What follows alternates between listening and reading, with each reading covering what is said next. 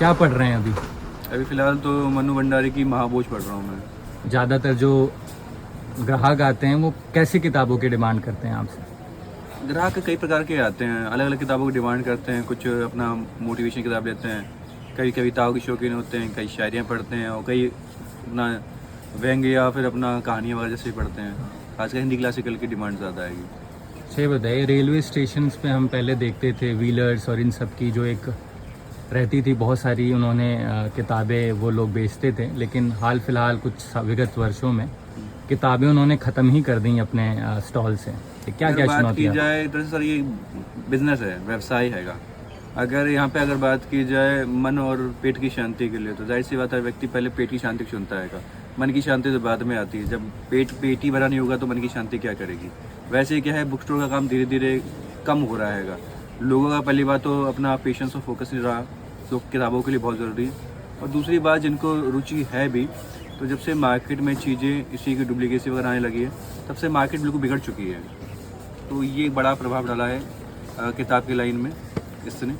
और आने वाले समय में, एक समय पर आपके जैसे रेलवे स्टेशन पे बुक स्टोर नहीं है, और आने वाले समय पे लगता है जैसे गायब भी हो जाएंगे। कि आप भी याद करेंगे जैसे कुछ किताबें, क्या वो समय वो वाली कॉमिक्स पढ़ा करते थे, आप ऐसे एक समय पर आके किताब की स्टोरी मिलना आपको बंद हो जाएंगे। आप उसके तरफ जाएंगे कि स्टोर भी ना कुछ चीज़ हुआ करती थी। या फिर अपने बच्चों से बात करेंगे, हम जो बैग करते थे रेलवे से बुक स्टोर हुआ करते थे। तो ये चीज़ें है। भैया हिंदी में अपना है 250 रुपये की, इंग्लिश में 300 रुपये की है। तो इस चीज़ का बड़ा प्रभाव आया है। लोगों ने क्या नाम है अपना चीज़ों को पैसे जोड़ना चालू कर दिया है। और ज़्यादातर मैं देख रहा हूँ लोग रेलवे स्टेशन पे, क्योंकि दुकानें होती हैं, तो वो रेलवे के ट्रेन के आने के समय और जाने के समय इससे ज़्यादा राब्ता रखते हैं, बजाय कि वो कौन सी किताबें आपके पास। लोग, ये किताब कितनी महंगी हो सकती है, कितनी ही महंगी हो सकती है। इतनी महंगी हो सकती है कि आप उसे लेने के बाद दिन रात उसी बार सोचेंगे, या इतनी महंगी होती है कि आप उसे लेने के बाद बर्बाद हो जाएंगे। ऐसा तो नहीं है ना। किताब की एक निश्चित कीमत होती है, और किताब की कीमत एक्चुअल में उसके मूल्य के बराबर, जो उसके अंदर मिलने वाला उसके मूल्य के बराबर उसकी कीमत बहुत कम होती है। ये जो पढ़ता है या समझता है या चीज़ों को जानता है या जिससे उसको लगाव है, वो उसकी वैल्यू ज़्यादा समझता है।